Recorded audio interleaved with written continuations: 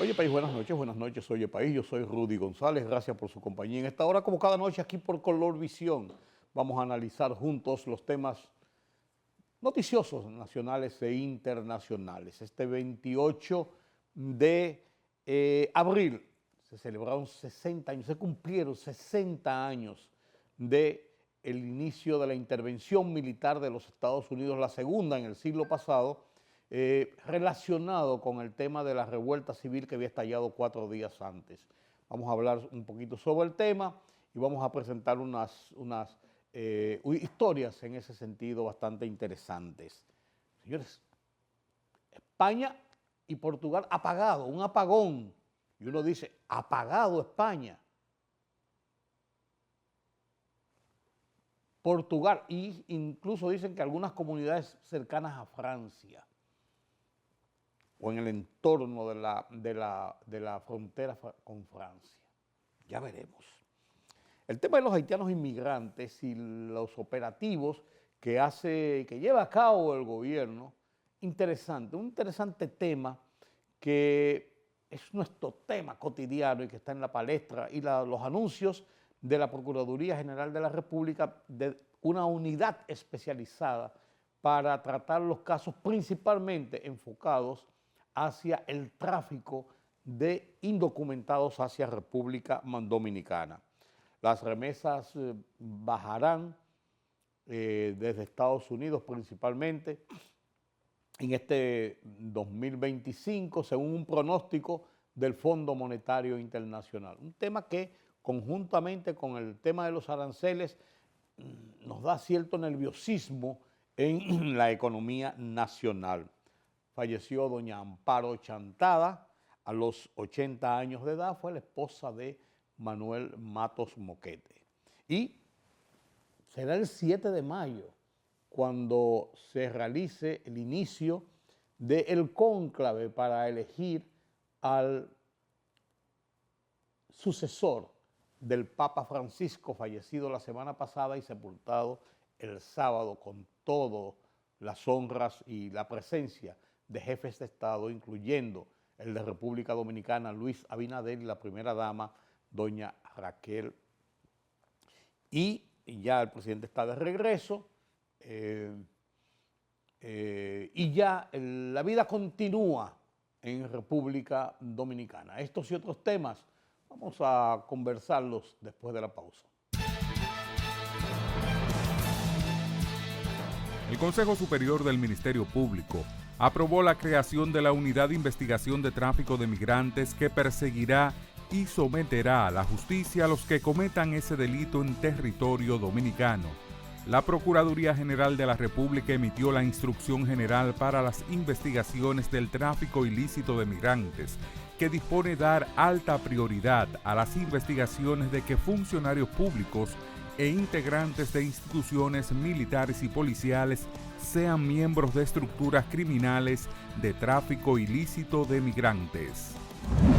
Las autoridades dominicanas, a través de la Procuraduría General de la República, la Dirección Nacional de Control de Drogas, con el apoyo de alguaciles de Estados Unidos, U.S. Marshals, entregaron a 3 dominicanos solicitados en extradición por las autoridades estadounidenses bajo los cargos de tráfico de fentanilo, heroína, asesinato y otros delitos. Los dominicanos Félix Manuel Mejía González, Erasmo de Jesús Martínez Almanzar y Félix Manuel Morel Espinal fueron trasladados bajo un amplio dispositivo de vigilancia y seguridad hacia el Aeropuerto Internacional de las Américas, donde, custodiados por oficiales norteamericanos, abordaron un avión con destino a Estados Unidos. El presidente Luis Abinader entregó 58 vehículos para continuar fortaleciendo los operativos de detención y deportación de extranjeros en condición irregular que ejecuta la Dirección General de Migración en el país. Los nuevos medios de transporte para el traslado de interdictos que disponen de aire acondicionado y baños integrados para las mujeres, embarazadas y niños, con capacidad para 50 pasajeros, fueron entregados en el Ministerio de Defensa con una inversión que asciende a los 510.581.136 pesos dominicanos.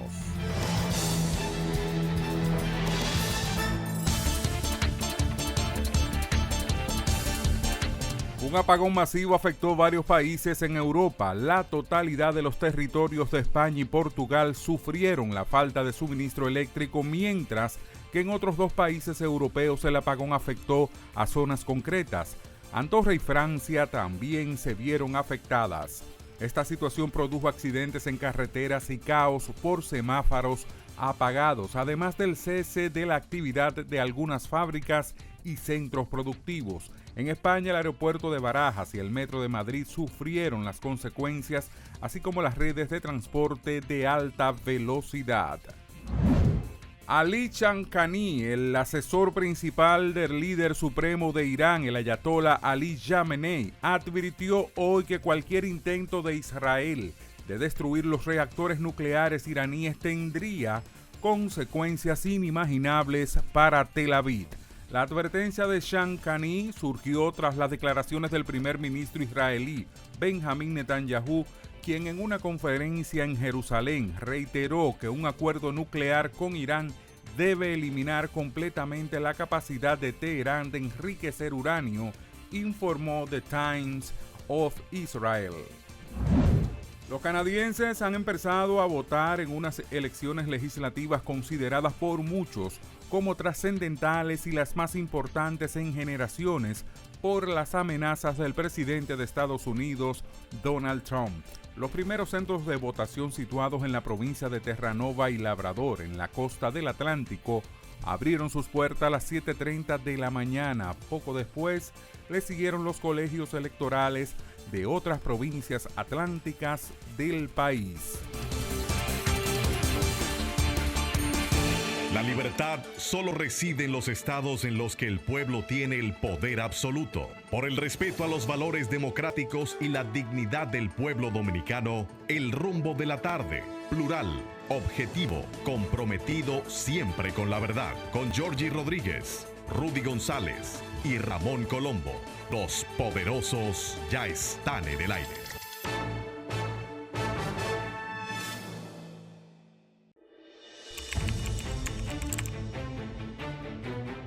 Periodismo de investigación, columnas, opinión, análisis, reportajes de fondo. Hora por hora, una completa plataforma multimedia. Periodismo con valor. Noticias horaporhora.com.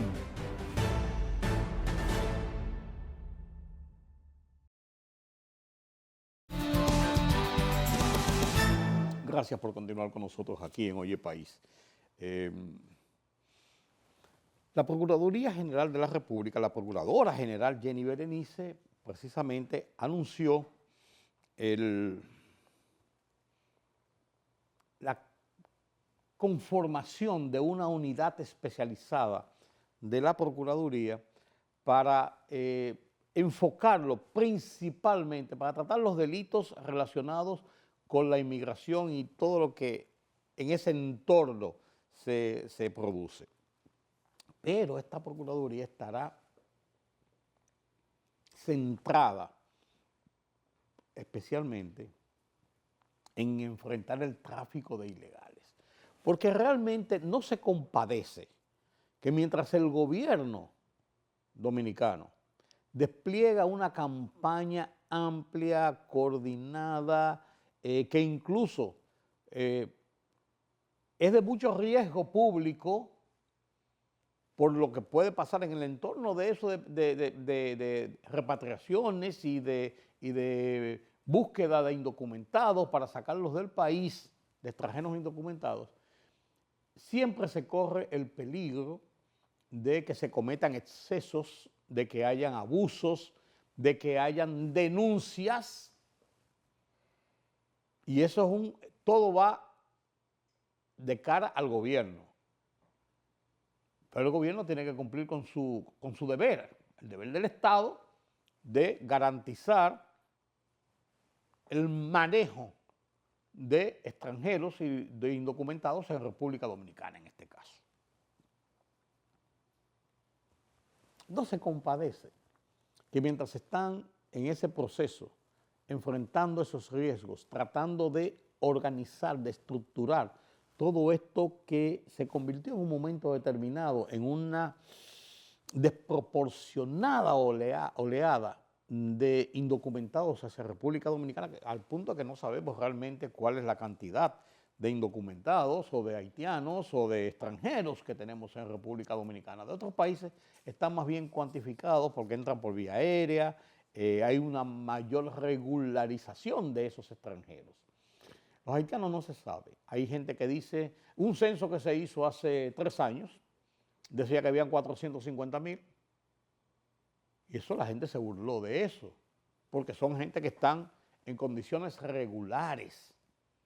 Pero el gran flujo masivo de extranjeros que viven, haitianos que viven en República Dominicana, triplica, cuatriplica esa cantidad. Se habla de 1 millón y alegremente se dice que puede haber 1,5 millones, 2 millones de personas. No lo sabemos. La verdad es que los que vivimos ya por tanto tiempo, yo tengo 75 años, yo peino canas hace rato y nací, me crié, me desarrollé en la zona colonial cuando la ciudad eran 14 calles. La capital, eran 14 calles, yo nací en el 1950, a mediados del siglo pasado. 14 calles y 54 esquinas, punto. Y uno no veía nunca, muy raro, no veía nunca un haitiano, se estaban concentrados en sus batalles, venían al corte de la caña y la mayoría los repatriaban y se iban, algunos habían hecho raíces y tenían familias y se quedaban en sus batalles, que estaban en los centros azucareros, en los sembradíos de caña, porque ese era su trabajo. Eso se fue ampliando y multiplicando. Ya no hay batalles, yo creo.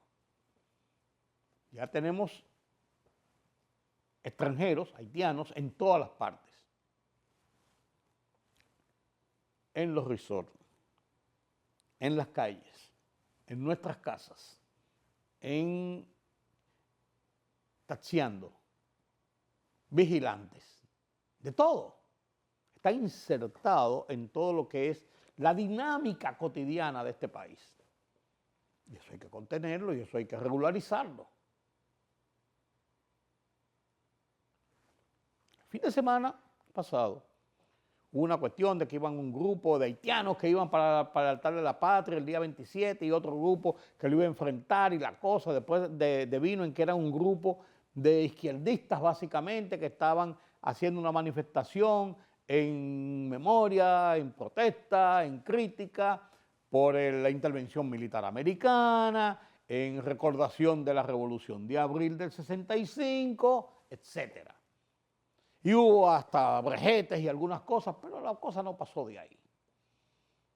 Hubo algunos enfrentamientos y la cosa no pasó de ahí. Pero el tema haitiano concita tanta pasión que hasta en el Instituto Duartiano, señores,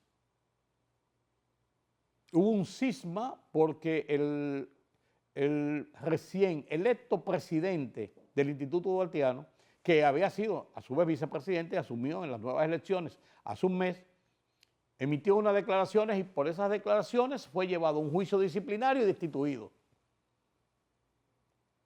Dividió al Instituto Duartiano y la mayoría dijo que no, que eso no se podía porque no se podía hablar en esos términos y lo destituyeron. Hasta en el Instituto Duartiano el tema haitiano tiene una incidencia clara, no hay una incidencia patriótica para usar el Instituto Duartiano o en el sentido de que el Instituto Duartiano sea un punto de referencia sobre nuestra independencia, que fue de Haití, sobre nuestra soberanía, que es de Haití, en referencia al tema haitiano. No, es que provoca incluso dimes y diretes intestinos en un organismo como ese. Entonces la Procuraduría General de la República, la procuradora Jenny Berenice, ha creado una unidad al más alto nivel para manejar el tema haitiano, de cara al tema de los indocumentados principalmente, porque esto tiene una parte legal, de derechos, de tratos, de repatriaciones, de deportaciones, de 20,000 cosas. Y esta unidad se va a enfocar principalmente en lo que el presidente Luis Abinader dijo dentro de sus medidas, dentro de sus 15 medidas, y después ha ido mordeando en este sentido, y hasta un proyecto de ley hay en ese sentido, de endurecer penas a los traficantes de indocumentados, a los que los cruzan, a los que los dejan pasar, a los que los transportan, a los que les cobran por llegar a República Dominicana y llegar a centros de trabajo.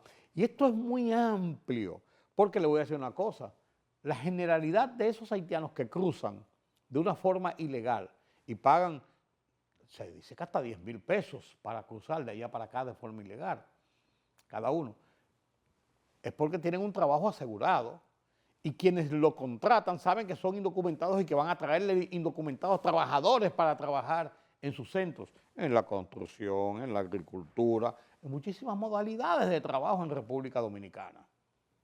Entonces eso es trata de personas, y ese trata de personas está tipificado como uno de los delitos de lesa humanidad, condenados universalmente.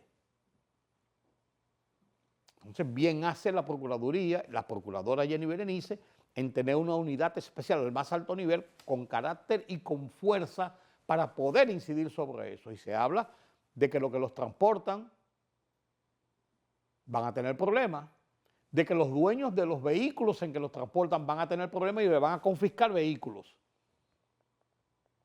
de que los militares, civiles, funcionarios, lo que fuera, cualquiera que tenga algún punto, alcaldes, qué sé yo qué, de cara al gobierno como empleado del gobierno o funcionario del gobierno que esté involucrado en esa situación, será sancionado mayormente porque está actuando en contra de los intereses del Estado, en ese caso, de la trata de personas, de la trata de indocumentados. O sea, yo creo que realmente las medidas que anunció el presidente Luis Abinader el 15, en principio, y hay una serie de medidas más, y se creó un observatorio para darle seguimiento con gente desde fuera del aparato estatal, para darle una mirada completa, día a día, momento a momento, situación a situación, para garantizar o como garantías de que las cosas se hagan bien y que cualquier cosa por donde se tuerza o se haga mal, haya una entidad, en este caso, una entidad fuera del Estado, conformada por el empresariado, por las iglesias, por periodistas, la encabeza Miguel Franjul, director del periódico Listín Diario, que puedan auscultar cualquier situación y presentarle a la máxima autoridad del país, al presidente de la República o al gabinete de migraciones o a la dirección de migraciones, miren esta situación y tengan esa fe pública. Entonces, entre todo esto, esa Procuraduría viene a complementar todas estas medidas que se están tomando, incluyendo la parte del tema hospitalario, de que los que vayan allí, extranjeros, van a tener que pagar por lo menos los insumos que consuman. Y si no tienen documentos, tienen que presentar un documento, yo soy fulano de tal. Cuando usted va y entra a una clínica o a un hospital, o a cualquier sitio, porque le piden su cédula, ¿quién es usted? Déjeme ver su identificación. Entonces usted tiene que mostrar una cédula. Yo soy fulano de tal. ¿Dónde usted trabaja? Yo trabajo en Colorvisión. ¿Dónde queda eso en tal sitio? ¿Cuánto usted gana? Déjeme ver su cédula, el cédula número ta. ¿Dónde usted vive? En tal y tal sitio. O usted tiene un arraigo, usted tiene una vida formal. Quienes no posean eso, estén en tema indocumentado en República Dominicana, se le dará el servicio hospitalario, pues después tendrán que ser repatriados. Tendrán que pagar los insumos y serán repatriados. Entonces, esto es un paquete completo. Y yo creo que este paquete va conformándose y va tomando hacia dónde dirigirse. Y ojalá que sea una medida, como parece ser el ánimo y la decisión del presidente Abinader y del gobierno, de ser una medida que perdure en el tiempo. porque no hacemos nada con tomar muchas medidas, un aparataje, una cosa, y después, al final de cuentas, eso se olvida a los 2 meses. No, es una medida, el tema de los indocumentados tiene que ser una medida que se tome a largo plazo. Porque no es perseguir a haitianos ilegales y sacarlos del país, sino tener un control migratorio en República Dominicana. Señores, si hay 2 millones, como dicen alguna gente, de haitianos en República Dominicana, y nosotros somos 10 millones y medio, quiere decir que de cada 10 personas y media, o de 11 personas, en República Dominicana 2 son haitianos, hay 2 haitianos. Los niveles de consumo, de todo, de alimentos, de servicios, de trabajo, desplazamiento de trabajo, se les resta a los dominicanos porque hay que asistirlos a ellos. No va a dar una gente que se muera de hambre, ni van a dejarlo que se muera con una enfermedad sin darle asistencia, mucho menos en una parturienta. Esa es la realidad. Consumen energía eléctrica, consumen transporte, consumen agua, todo. Son parte de la estructura de seguridad. Entonces, vemos bien esto. Yo personalmente lo veo bien. Lo que no veo bien y me preocupa es la proyección que hace el Fondo Monetario Internacional en su reunión de primavera, el Spring Meeting del Fondo Monetario, que acaba de proyectar que República Dominicana va a recibir menos remesas en el 2025. Y esto es, junto con el tema de los aranceles, una situación que nos preocupa en el futuro inmediato de la economía del país. ¿Por qué razón? Cuando la pandemia, que el mundo cerró, uno de los temores que había en República Dominicana es que las remesas del mundo que vienen a República Dominicana, el 86% de los Estados Unidos, se redujeran por una razón lógica. Los dominicanos que viven, por ejemplo, en Nueva York, no estaban trabajando, todo estaba cerrado. Y muchos trabajan a destajo y ganan por lo que producen, por su fuerza laboral inmediata. No tienen grandes ahorros. Pero esos dominicanos que viven allá religiosamente mandan esos $200 o esos $250 mensuales. ¿A qué? A la viejita que vive en Sabana Iglesia, al hermano que vive aquí en la capital y está estudiando, a la tía, a los papás, a la esposa que muchas veces dejan atrás con 2 hijos. Pero $200 al 60 por 1 para redondearlo son 12,000 pesos, eso es un salario mínimo. Y ese salario mínimo que reciben millares de personas en República Dominicana van a la economía informal directamente, porque ese dinero que reciben de esa remesa es para comprar en el colmado y para resolver un problema de una receta y para solucionar la cotidianidad. Eso es un salario mínimo. Esas remesas sostuvieron en gran medida durante la pandemia a miles de familias en República Dominicana y mantuvo motorizado, en cierto modo, nuestro comercio. Porque lo que muchos creíamos que iba a descender la remesa porque los dominicanos no estaban trabajando, tuvieron de 3, 4, 5, 6, 7, 8 meses sin trabajar porque todo cerró en el mundo, iban a disminuir. ¿Qué va? Los dominicanos sacaron y las remesas aumentaron.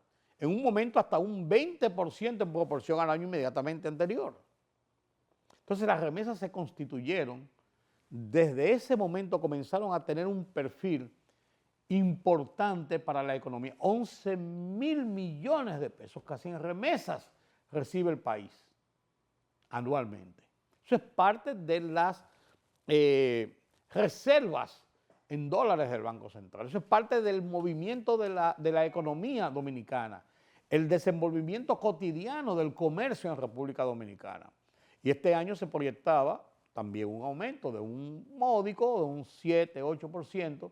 Las remesas, y ahora dice el Fondo Monetario que según las proyecciones que hay, por la situación en que se está viviendo en muchos de los países, en muchos de los Estados Unidos principalmente, se va a reducir el nivel de remesas que llegaría a República Dominicana, y esto preocupa. Si esto junto con los aranceles golpea la economía dominicana, vamos a tener un sacudión. No cabe dudas, no cabe dudas. Ojalá que estas proyecciones no se cumplan o los dominicanos saquen de abajo y sigan aportando a sus familias. Mira, hay gente en esos pueblos principalmente, y aquí en la capital, que esperan eso religiosamente que llegue esa remesa. Lo mandan religiosamente y ese es el dinero con el que viven el mes siguiente. O pagan el colmado, o les sirve para comprar, vuelvo y digo, la receta, o comprar una ropita, o hacer cualquier diligencia, cualquier cosa. Y esa es la remesa formal. Porque la remesa informal que vienen esos tanques azules, que mandan los dominicanos mensualmente, y viene ahí comidas, enlatados, viene ropa, vienen unos tenis, vienen de todo, viene ahí. Hasta contrabando meten por ahí con armas desarmadas. Pasa de todo. Pero es una realidad, señores. Y esa realidad mueve la economía dominicana. Esperamos que esta parte por lo menos reduzca. Amparo Chantada murió a los 88 años, una urbanista, geógrafa, nació en Argelia, vivía en Francia, se casó con Manuel Matos Moquete, aquel dirigente de izquierda, y se había ya separado de él en el 2007 y murió a los 80 años de edad. Un infarto, fue llevada al hospital, en el camino al hospital. Una hija médico la estaba asistiendo, precisamente murió. Creo que el país pierde una persona de luces que hizo aportes importantes a la República Dominicana. Increíble, señores, en España, un apagón, ya usted sabe, un apagón y su madre, un apagón y su madre. Y los españoles que no están preparados para eso. Este lunes sorprendió a España entera, Portugal y hasta la frontera con Francia, determinándose qué pudo haber pasado, que si fue un ciberataque, que si fue, no se sabe. Cayó en cascada. ¿Y qué pasa con los españoles, por ejemplo? Lo que pasó con los puertorriqueños. No están preparados para los apagones. Nosotros aquí en República Dominicana se fue la luz y, óyete, se fue la luz, busca la vela o ponga el inversor o prende la planta. Todo el mundo estamos preparados aquí porque eso es nuestro diario vivir. Allá no. Allá es un trauma y un tremendo problema. El cónclave para elegir al sucesor de Francisco comienza el 7 de mayo. El 7 de mayo, o sea, dentro de 2 semanas. 135 cardenales papables, menores de 80 años de edad, estarán en el cónclave y tendrán la opción de ser elegido papa por sus compañeros. Son 135, pero solamente van a estar 133 porque hay 2 que se han ausentado por razones de salud. Ahí va a estar el próximo papa. Se hablan muchos nombres, se hablan de los conciliábulos, de las negociaciones, pero ya tendremos papa. Ya veremos. Permítame la pausa. La libertad solo reside en los estados en los que el pueblo tiene el poder absoluto. Por el respeto a los valores democráticos y la dignidad del pueblo dominicano, El Rumbo de la Tarde, plural, objetivo, comprometido siempre con la verdad. Con Georgie Rodríguez, Rudy González y Ramón Colombo. Los poderosos ya están en el aire.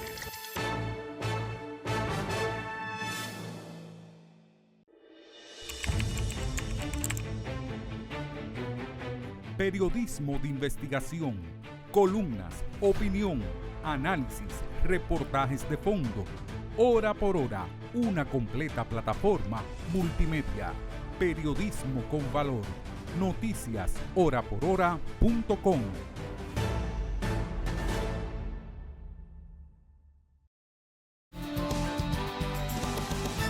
En 1965, 24 de abril, estalla la revuelta civil. 60 años de aquel episodio que dividió al país, que fue la consecución de un golpe de Estado al primer gobierno democrático que tenía República Dominicana, que se había dado y que se había instalado el 27 de febrero de 1963 y que fue derrocado 7 meses después bajo la dirección de Juan Bosch.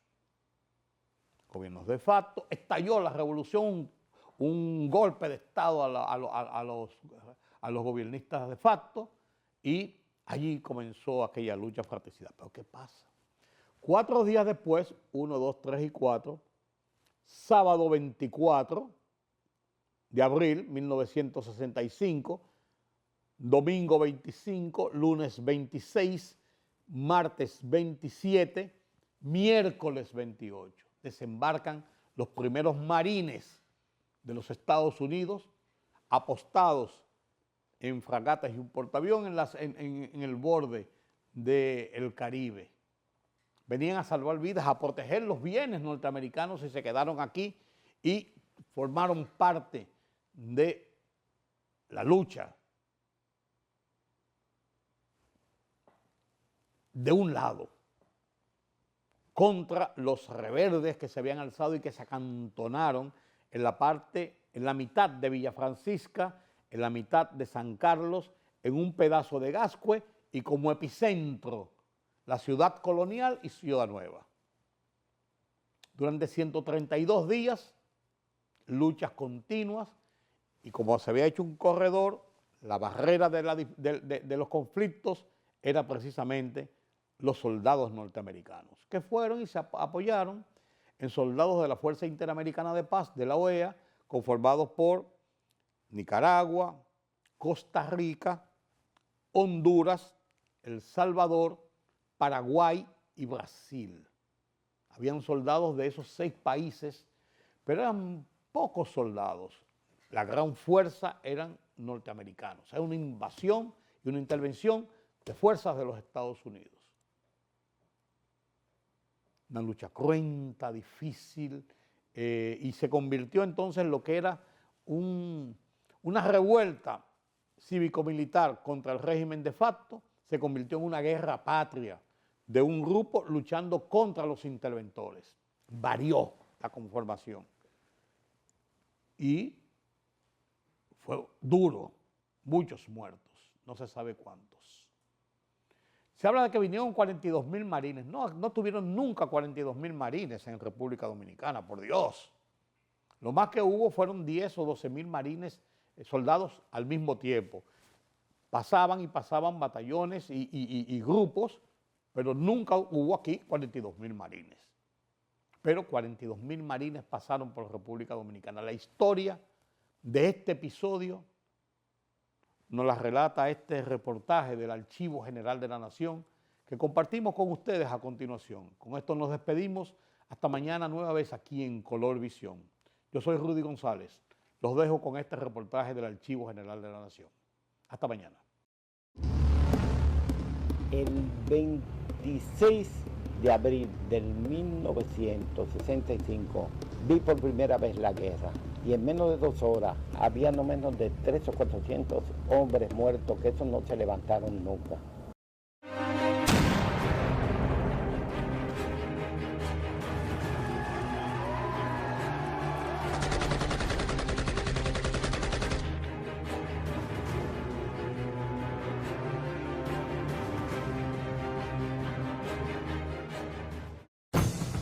A partir del triunfo electoral del 20 de diciembre de 1962 y el ascenso al poder del profesor Juan Bosch, el 27 de febrero de 1963, comienza a generarse una serie de sucesos políticos, económicos, sociales y militares impulsados por empresarios, la Iglesia Católica, la Unión Cívica Nacional, entre otros sectores que se oponían al gobierno constitucional de Juan Bosch.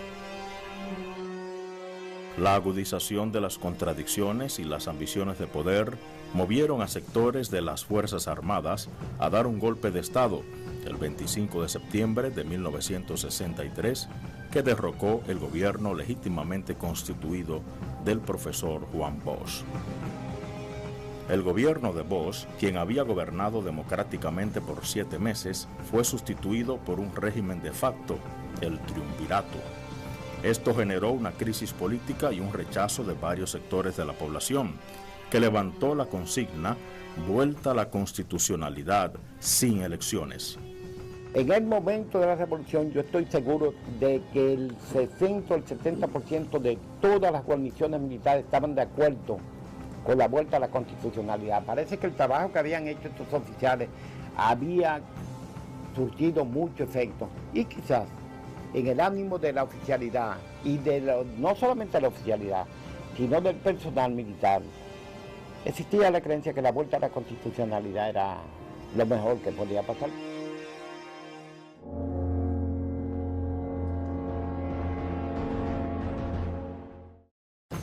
En ese contexto, el coronel Rafael Tomás Fernández Domínguez, junto a otros oficiales, inició la conspiración militar contra el gobierno del triunvirato para reponer la Constitución de 1963 y lograr el regreso de Juan Bosch al poder, quien se encontraba exiliado en Puerto Rico.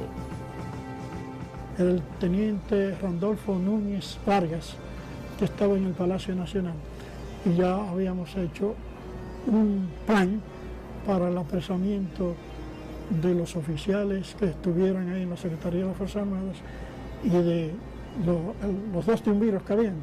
En ese momento eran dos, eran don Henry Cabral y el señor Ramón Cáceres Troncoso. Entonces tenía todo eso planificado. Se produjo el 24 de la mañana, citaron a un grupo de oficiales de los que estaban en el movimiento, que estaban delatados, el coronel, el mayor Lora Fernández, el mayor Eladio Ramírez Sánchez, el mayor, creo que Giovanni Gutiérrez, el capitán Novoa, y en ese momento se le informó a Armando Ramírez de lo que estaba pasando. Así comienza el movimiento.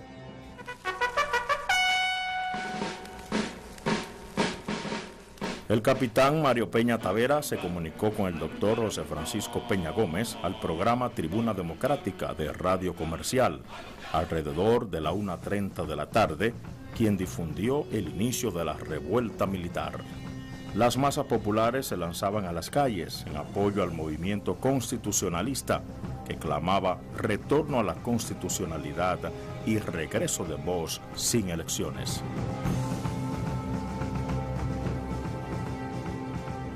Cuando estalla la Revolución de Abril del 65, todo ese grupo de militares constitucionalistas, todo ese grupo de oficiales que había sido cancelado, fuimos los que encabezamos el movimiento del movimiento para formar la Revolución de Abril del 65.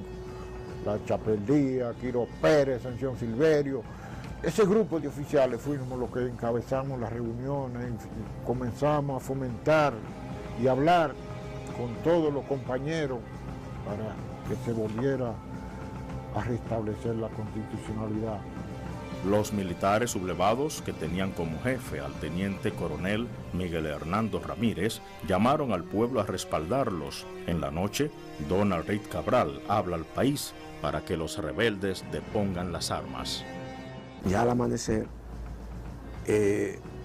nosotros vimos en el barrio, empezaron a llegar los primeros militares constitucionalistas, casi en hora de la madrugada, porque esa noche nadie durmió en el barrio. Por eso, cuando en la tarde del 25 empezaron los bombardeos de los aviones al palacio, en esa área de nosotros era que los aviones empezaban a bajar en picada. Los partidos políticos, asociaciones de profesionales, sindicatos, gremios, artistas, hombres y mujeres procedentes de barrios y provincias del país se comenzaron a organizar en lo que más tarde se llamarían comandos.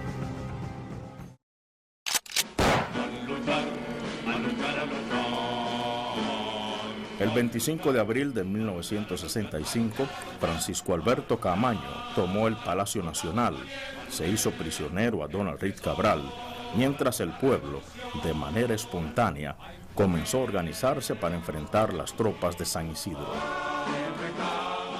En Ciudad Nueva, antes del Copelo, tuvimos ahí en la Pina o Espaillá.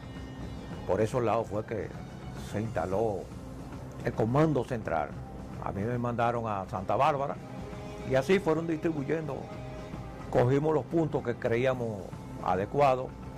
Inclusive del interior comenzaron a llegar personal y equipo apoyarnos.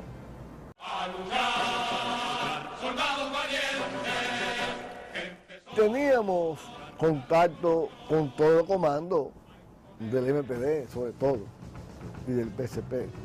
El B3, el de Pichimella, estaban los obreros de Poasi, el comando de la unidad de móvil y el comando de abastecimiento que estaba ahí en la Padre Villini, casi aquí en la Independencia.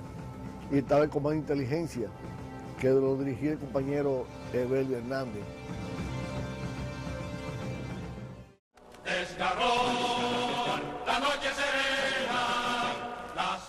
El comando que nosotros, que se llamó Cucaracha 20, fue de la parte norte, el primer comando que se formó de una forma organizada.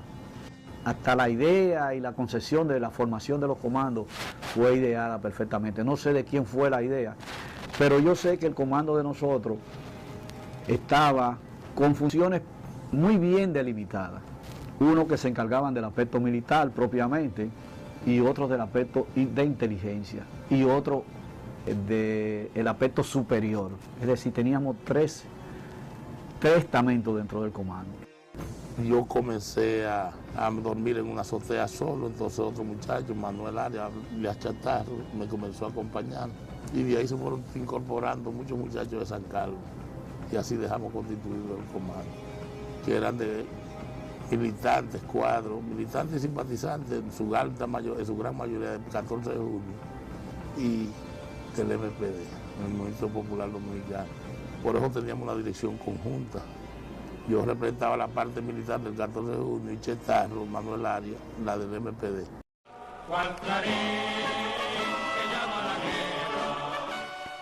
Formamos un comando con toda la ley, con una cocina, un comedor, el cuartel general, que era en La Manicera, en el sindicato de La Manicera. Ahí teníamos enfermeras y las compañeras que nos acompañaban realmente en todas las actividades, en la cocina, la cocinera, todo. Ahí tuvimos a Frida Espinal, que era realmente una abogada.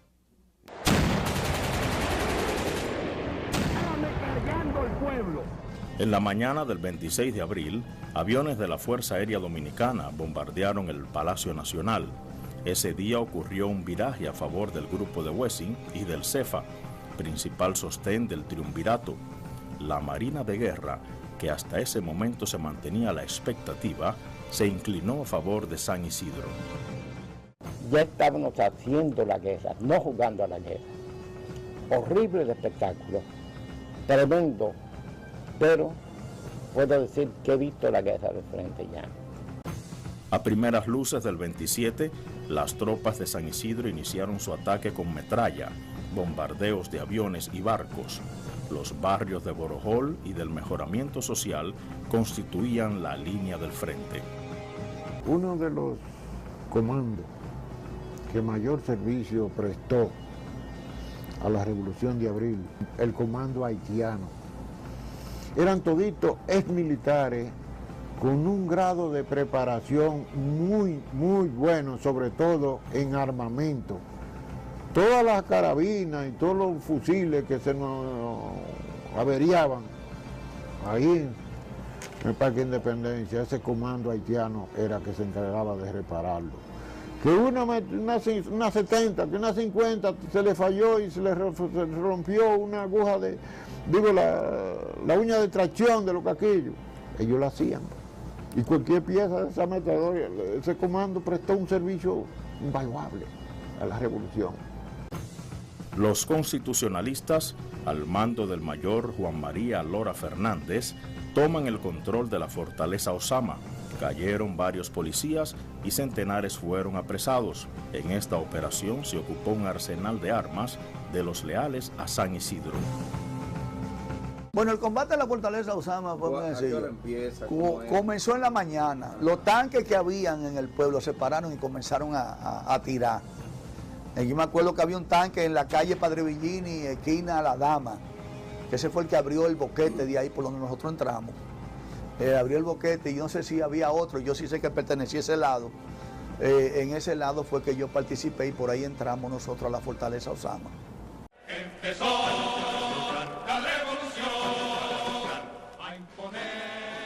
Las contiendas en el Puente Duarte y en la Fortaleza Osama significaron reveses a favor de los constitucionalistas. Los golpistas del 63 y sus aliados entran en pánico y piden ayuda a Estados Unidos para hacer frente a la situación. Vienen los guardias de San Isidro el martes 27 y tuvimos que enfrentarlo en la cabeza del puente cuando Camaño llega allí con un grupo que venía de unas negociaciones con el embajador americano, y ahí es que entonces lo enfrentamos. Y ahí eso fue uno de los más fieros combates que se dio, porque los aviones y los tanques habían quemado prácticamente, eso estaba en una madera que no se veía, de aquí a esa puerta no se veía nadie, pero por lo menos logramos poner fuera de circulación. Ahí estaba el comandante Lora Fernández, quien jugó un papel importantísimo en esa toma, en ese combate. Ahí es que cuando Camaño va, la gente, el pueblo, le pide: Camaño, queremos armas, Camaño, queremos armas. Camaño se sube en un carro averiado que estaba ahí en la capota y dice: señores, las armas las tiene el enemigo, vamos a quitárselas. Entonces ahí es que ese pueblo se demuestra su valentía. El 3 de mayo de 1965, el coronel Francisco Alberto Camaño Deñó fue escogido por el Congreso y al amparo de la Constitución de 1963 como presidente constitucional de la República, mientras el 7 de mayo, Antonio Inver Barreras era juramentado como presidente del Gobierno de Reconstrucción Nacional.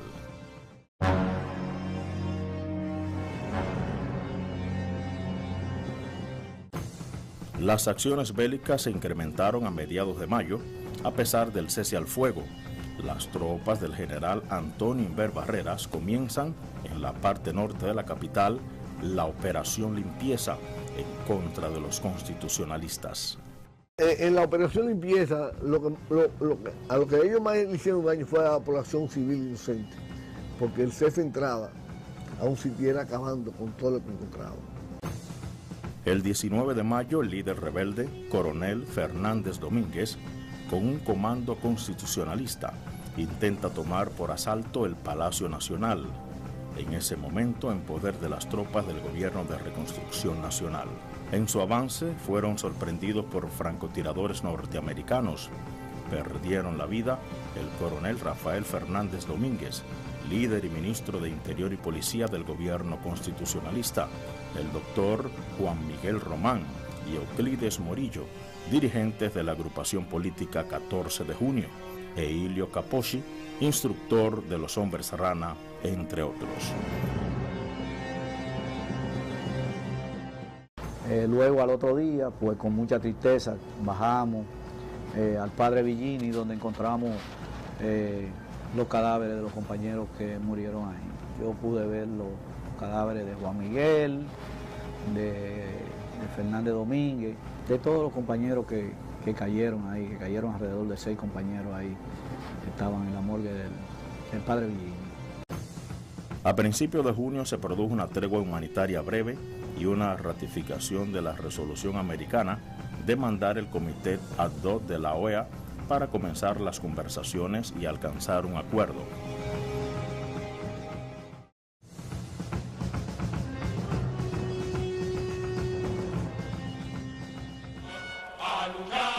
Con el objetivo de controlar la zona constitucionalista, el 15 y 16 de junio, el alto mando de las tropas de ocupación atacó ferozmente la zona de Ciudad Nueva por más de 20 horas.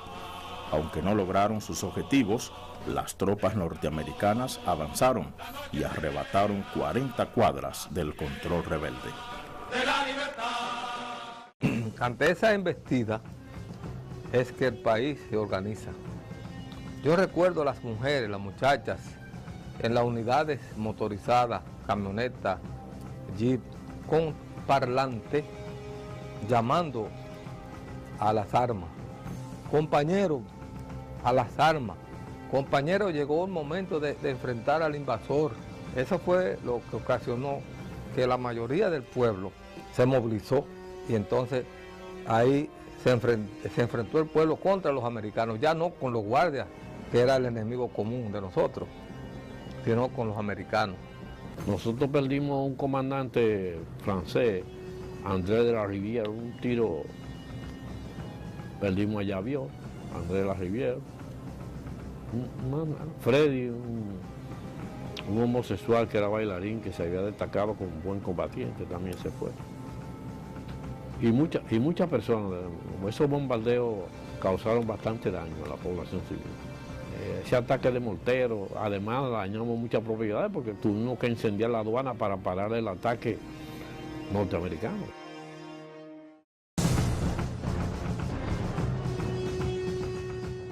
Las mujeres participaron activamente en la guerra. Yolanda Guzmán, fusilada por el CEFA durante la revuelta de abril, fue una de las primeras víctimas.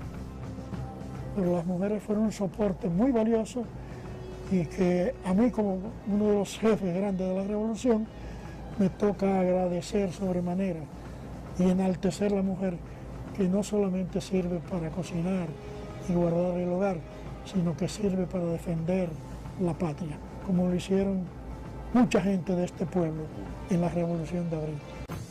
Las mujeres, además de realizar las tareas domésticas tradicionales, asumieron labores de comunicación, instrucción cívico-militar y de suministros de materiales de manera clandestina.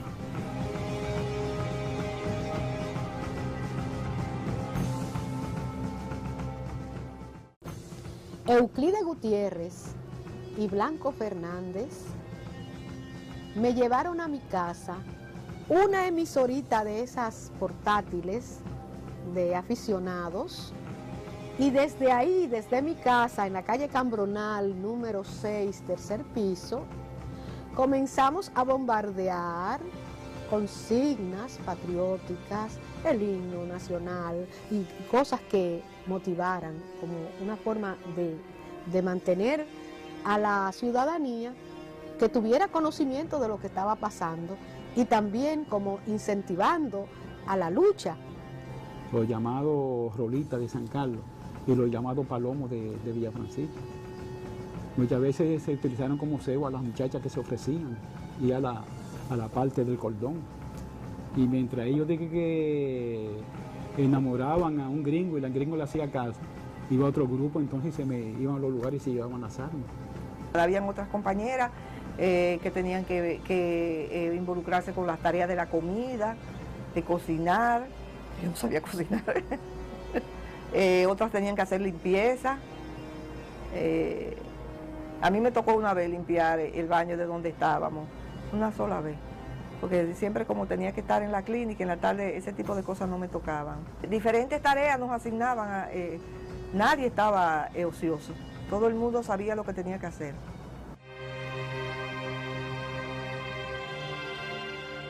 Yo vi hombres partidos, vi secciones de hombres en un sitio, y como yo mucho, esto produjo, yo puedo decirlo con suficiente veracidad, si se me permite, que nosotros sufrimos una deserción de un 80%, más o menos, con razones, porque no todos fuimos entrenados. Yo por lo pronto no fui entrenado para la guerra, pero el grupo que yo tenía sí tenía otra calidad.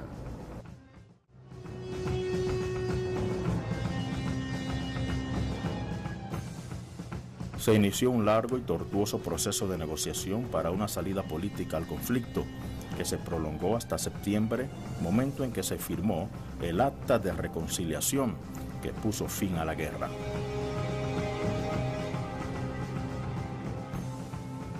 El 3 de septiembre, frente a una gigantesca manifestación en la Plaza de la Constitución, el coronel Camaño presentó renuncia como presidente constitucional.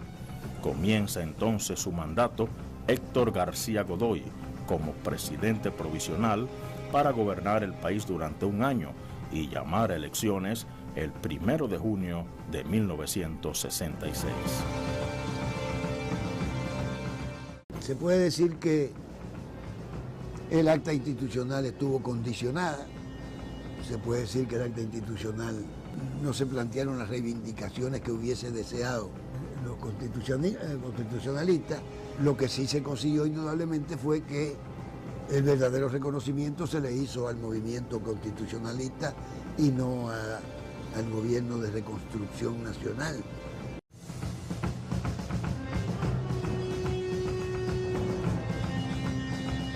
Y se dio la instrucción de recoger todo.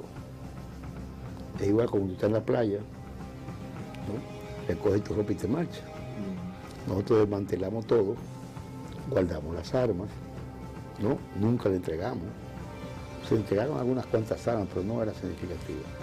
Lo que tenía ya complicaciones y demás, sacaron del sector, ¿no? Se mandaban armas y personas al interior, como se podía hacerlo, ¿no? Pero no fuimos derrotados, demostramos valor y amor por esta media isla que tanto nos ha costado a dominicanos y dominicanas.